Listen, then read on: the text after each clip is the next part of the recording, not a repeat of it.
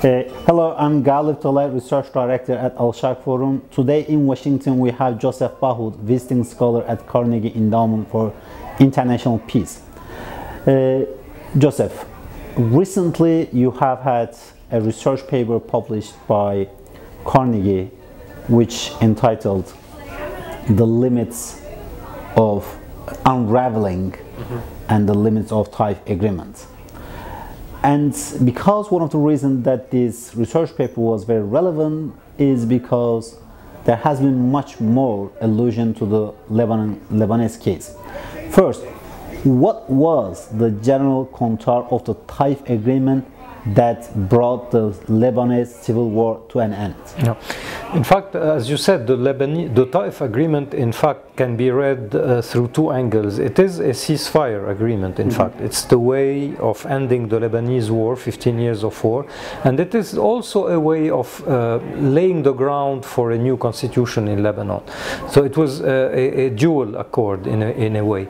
Now the context, to answer your question, was very particular. The Lebanese war started in 75 with specific reasons that are both internally Lebanese and externally mainly Palestinian, but it ended in 90 under completely different circumstances. The issue was mainly Syria, and the other issue was the power sharing system in Lebanon. So in fact, when the Taif agreement was negotiated in 1989, 1920, you had several things that were happening in the region.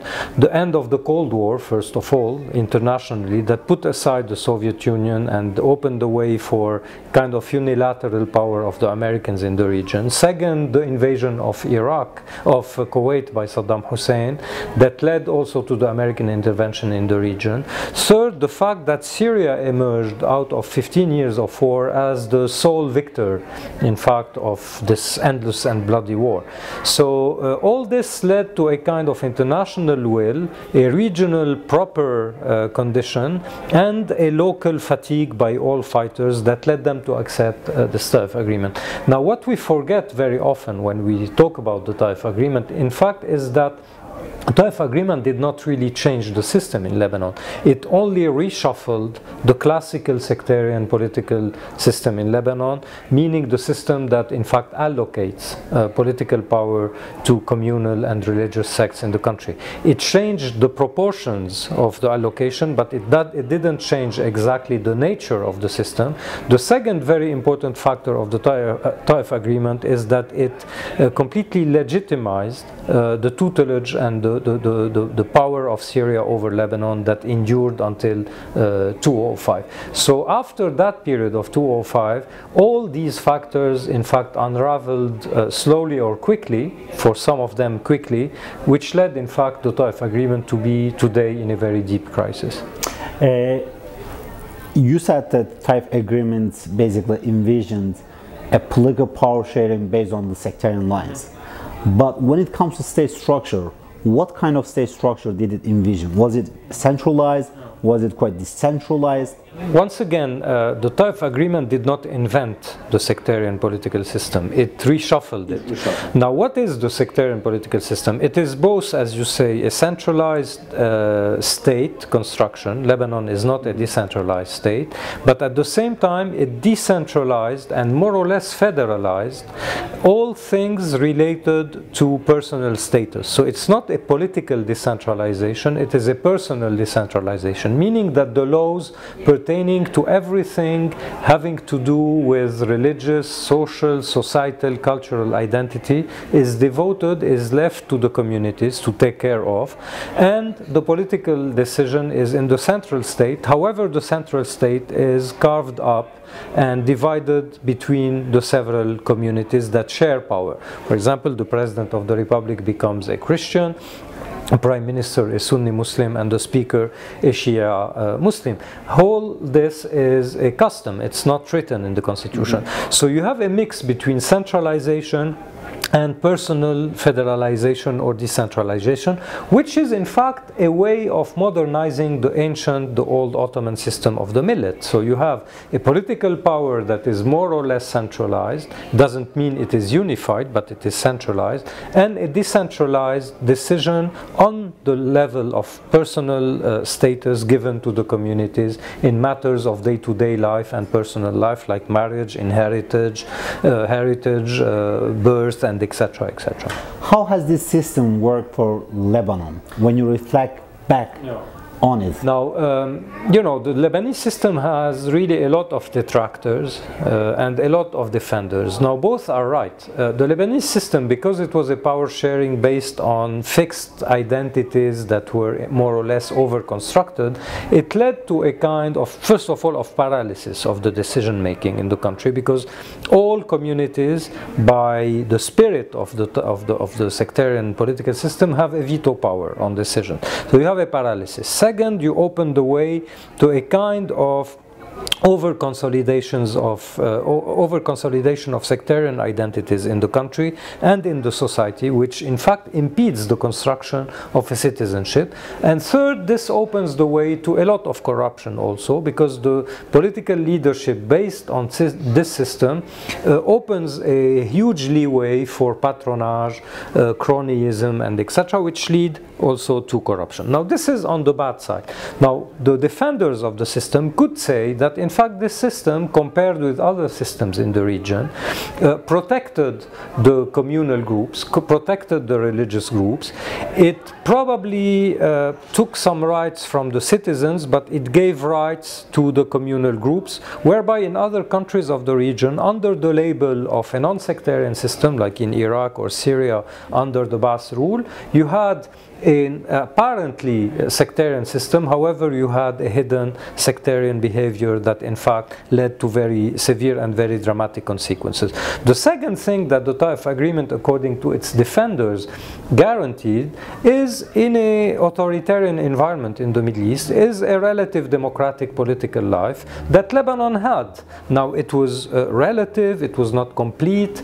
However, it opened the way and protected a kind of political liberalism that made Beirut the place it was in the 70s and before. Now, the question today becomes what to do with this system at a time where the entire region is living a very deep upheaval, a very structural, shaking. What is the future of the region itself, and how much the Lebanese system can go on reshuffling itself endlessly? Exactly. On this point, first, how much it can actually reshuffle itself within the context of Lebanon. Secondly, there are many allusions to the Lebanon system within the region. Exactly. Particularly after the Syrian crisis, many people start to more and more refer to the Lebanon system as one possible way of getting through this crisis.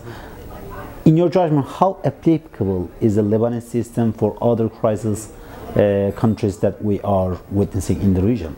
For the first part, the Lebanese system itself for Lebanon has reached a kind of limit, because you have to envisage it as a kind of musical chair play. So you always have one actor that is looking for a chair to sit on, and one chair is missing. So the Taif agreement arranged the number of chairs for the number of players temporarily. But you can say that maybe in 10-15 years of now, because of the change of demographics, because the change of taking place in the society, the Taif agreement in a new form will have to be revisited again. So it's not a closed system that is done once forever. And what the Lebanese history shows that every time you attempt to modify even slightly the system, you have to go through a violent experience. So this is the limit to the Taif agreement. Now, what can we take from this system to the region? You mentioned Syria, but I also remind you that when Iraq was recrafted after the 2003 invasion, people were talking about an Iraqi Taif also, or a Lebanonization of the Iraqi system. What I think can be inspired from Lebanon for for Iraq and Syria is, first of all, the acknowledgement that there is a social diversity, a sociological diversity, a pluralism, which is not only political, it is of course political, but it is also societal, it is also sectarian, ethnic, etc., etc. So you have to recognize that on the level of the political discourse. Now, on the level of the political construction, it doesn't mean that you have to consolidate and fixate sectarian identities, but you have to find a place within the central system, within a modern state building, for communities to guarantee some basic and existential rights as they define it, without contradicting that with the rights of individuals. I think what Lebanon can tell to Syria and Lebanon is that if you hide the question of communities, of minorities, of sectarian groups, of ethnic groups, and etc., under a kind of cosmetic, unified, nationalistic discourse of the type that the Ba'ath party was exercising it in Syria and Iraq, you can hide the reality, however the reality will never disappear. And at one point, these communities, these actors, these forces, these social components will want to express themselves, and the risk is that they will express it through violent and aggressive means. So better to integrate these components in a very inventive, let's say, political system that takes partly from the Lebanese experience, but avoids from the Lebanese experience the pitfalls that led also Lebanon to live a war and also to live a sequence of political crises that is unending. Well, Joseph Bahout, thank you very much. It was a pleasure talking to you. My pleasure. Thank you so much.